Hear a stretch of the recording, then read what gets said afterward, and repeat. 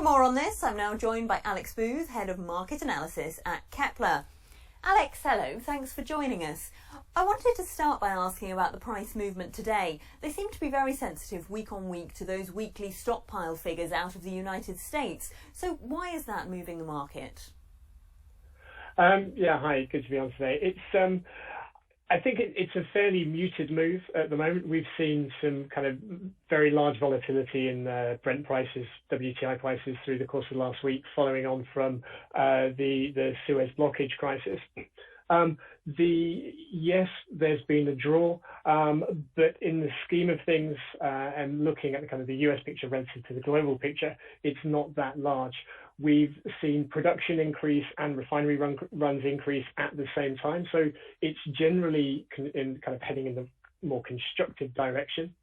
But I think there's just a lot happening in the macro market basically at the same time as the DOEs are released this week. So it's not always a direct correlation. It's fairly muted this week. The general expectation seems to be that OPEC Plus ministers will agree to no change in output tomorrow. Do you share that view? And then what would need to happen in order for them to change policy?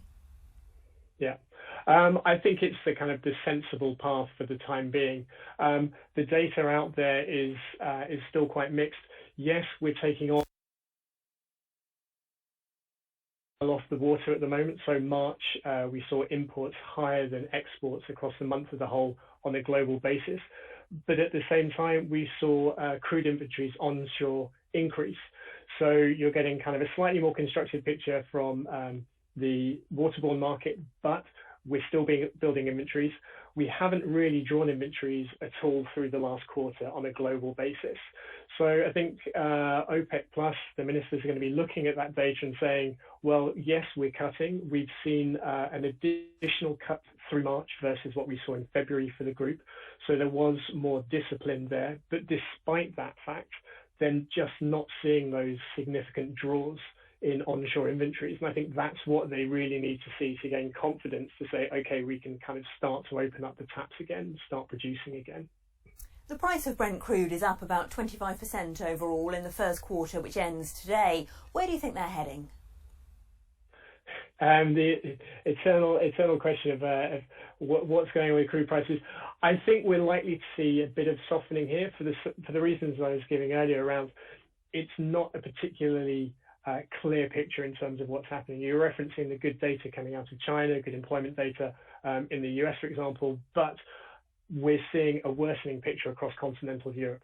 And until we can see, I feel that until we can see European demand improving, there's concerns in India, concerns in Latin America, just the US and China, kind of in that broader Asia region as a whole, I don't think can really support things.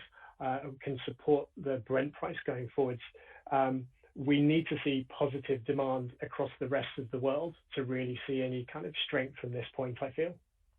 Thanks so much. That was Alex Booth, Head of Market Analysis at Kepler.